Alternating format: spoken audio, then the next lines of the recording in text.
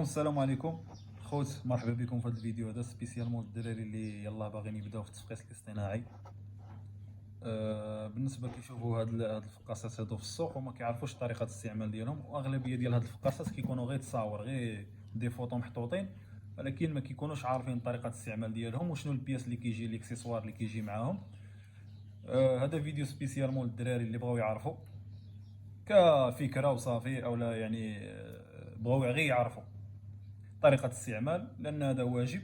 وقلت علاش ما نديرش فيديو نعطيه لافيرم هي تبوستيه في لي باج فيسبوك وكل شيء. مهم على حد العلم ديالي واللهم زدنا علما، بالنسبه للفقاصه هذه كنشوف فيها الشكل يعني انجليزي، واخا هي يعني مستورده يعني من الصين، ولكن الشكل ديال هاد الفقاصات الدايرين كيكون الشكل يعني نقالزه، هما اللي كيخدموا على هاد الموديل بحال هكا. بالنسبه للفقاصه شنو كيجي معاها؟ الفقاصه كيجيو معاها لي راكور ديال البرونشمون ديال لي ريزيرفوار، كيجيو ثلاثه، هذا وهذا وهذا، كيجيو ديمونتين يعني تيوب بوحدو والراكور بوحدو. كيجي مع هذا الفيش هذا ديال 220 فولت، يعني الا بغيتي تخدم الفقاصه بال 220 يعني بالضو ديال المنزل ديالك، كيجي مع هذا الفيش هذا كيتبرونشا هنا، هذا كيتبرونشا هنا الا بغيتي تخدم الفقاصه بال 220 فولت. بغيتي تخدم بالفقاصه بالباتري بال 12 فولت، الا بغيت تخدمها بالباتري، اولا الا قدر الله واحد النهار تقطع لك الضوء ما تبقاش كتساين شنو ندير، تقدر ديريكتومون تبرونشي هذه هنا وتركب هاد لي فيش هادو في الباتري ديال الطوموبيل ولا شي باتري غيكون عندك انت سكر محطوط في الدار. راه كتخدم الفقاصه، راه كتخدم 12 فولت و 220. هاد العلافه ديماراج، ملي كيخرج الفلوس من هاد الفقاصه كيخصك دير له واحد العلافه ديال باش كيبدا، ما تكونش عاليه ما تكونش حاضره بزاف، كتسمى علافه ديماراج. هذه كدير فيها حتى العلف اللي كدير فيه علف الانطلاقه اللي هو السيكاليم الديماراج.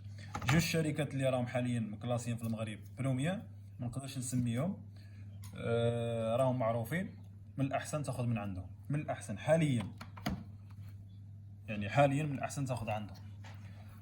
بالنسبه لهاد الشرابه عاوتاني كتجي معاهم الديماراج، كدير فيها اول ما يخرج الفلوس من الفقاصه وتخرجوا لواحد الحضانه، من بعد انا نوريكم كيفاش كدير له واحد الشرابه ديال الديماراج فيها شويه ديال المدافي وشويه ديال السكر باش يعطي شويه ديال الانرجي. هادو جوج ضروريين يعني في الحضانه. هذا التيستور كتيستي به البيض واش فيه الفلوس ولا لا من بعد 6 ايام.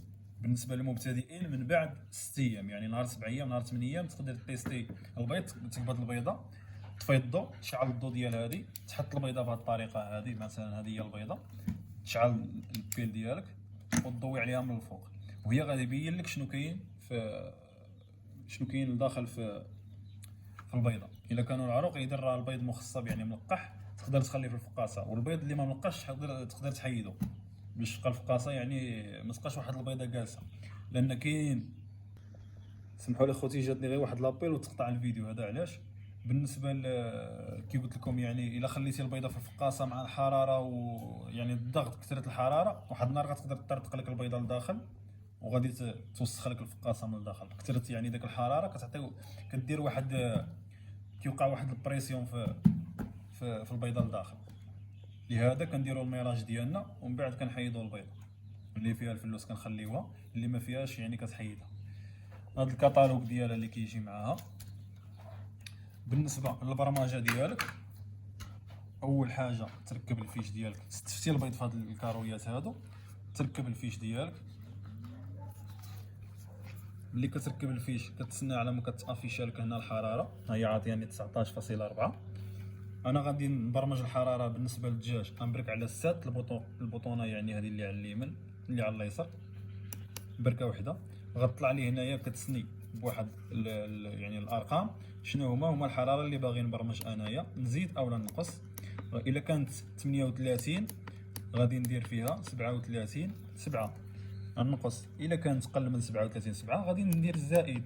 اذا دابا هنا عاطياني 38.3، انا غادي نقص حتى ندير فيها 37.7. ملي ندير 37.7 نبرك على الساد اللي هي اونطري، هنا كتعطيني 20.1 20.2/3. هي مطلعه لا طومبيراتور ديالها. هذا تيستور ديال البيض، نقدر نتيستي فيه البيض واش مخصب ولا لا. يعني من بعد كي قلنا 6 ايام غير هو خصني نحيد البيض من البلاطون لتحت ونديرو هنا الفوق. نبرك على هاد البوطونه هادي، ها هي اللي على اليمين مرسوم فيها يعني المصباح. كنهز البيضه كنحطها هنا.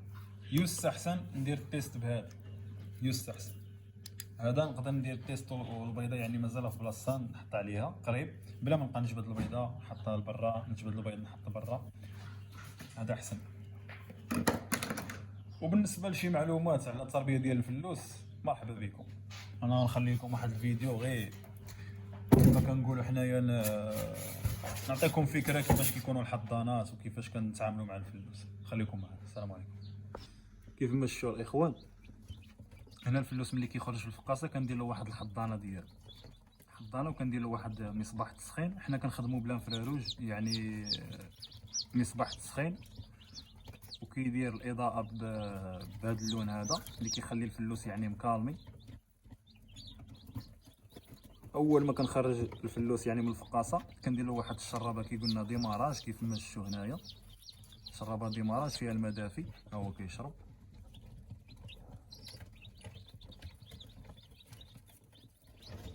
شوف الفلوس كيفاش داير.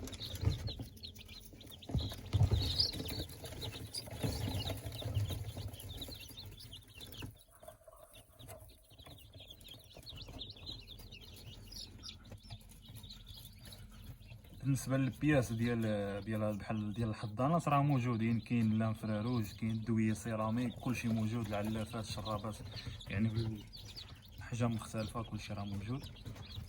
واللي خصاتو شي استشاره مرحبا به، يعني اللي ديجا عنده فقاصه وبغى شي معلومه على التربيه ديال الفلوس مرحبا، يقدر يتواصل معنا في واتساب 06 63 23 40 94. اللي خصاتو شي معلومه ولا يخلي اوديو ونجاوبوه ان شاء الله. السلام عليكم.